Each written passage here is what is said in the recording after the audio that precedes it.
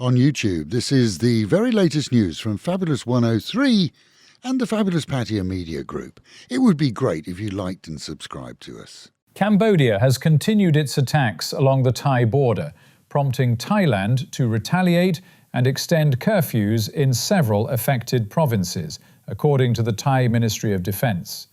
Officials say discussions with a number of foreign governments, including the United States, have not resulted in any ceasefire agreement, despite reports suggesting otherwise.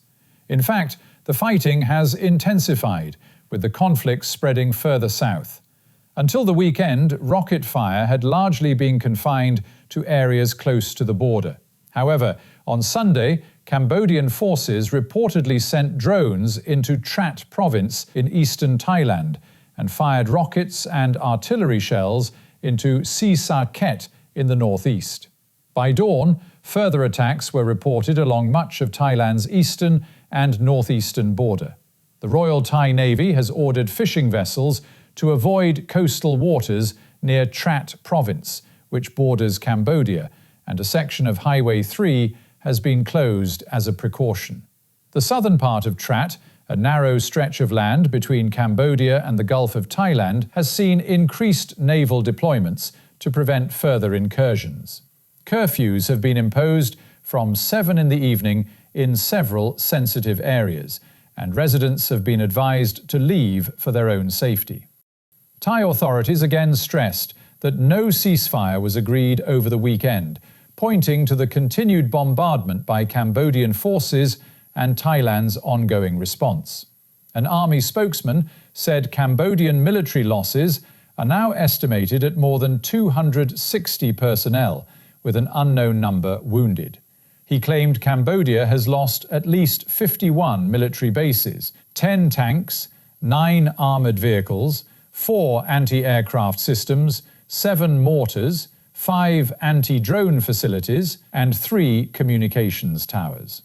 On Sunday, Thailand's 2nd Army Area Command reported that BM-21 rockets struck a residential area in ceasefire province, prompting further evacuation orders. Residents leaving affected areas have been advised to bring essential supplies, as evacuation centres now shelter more than 250,000 displaced civilians, men, women and children, placing growing pressure on food and basic resources. International monitoring reports and satellite imagery reviewed by analysts indicate that Cambodian forces have so far been the aggressors in the conflict. However, observers warn that if Thailand shifts from defensive responses to broader offensive operations, the consequences could be severe, potentially bringing the conflict to a decisive end, but at significant cost. For viewers overseas, authorities emphasize that the clashes remain confined to remote border areas in eastern and northeastern Thailand, far from the country's major tourist destinations. All holiday regions remain completely unaffected.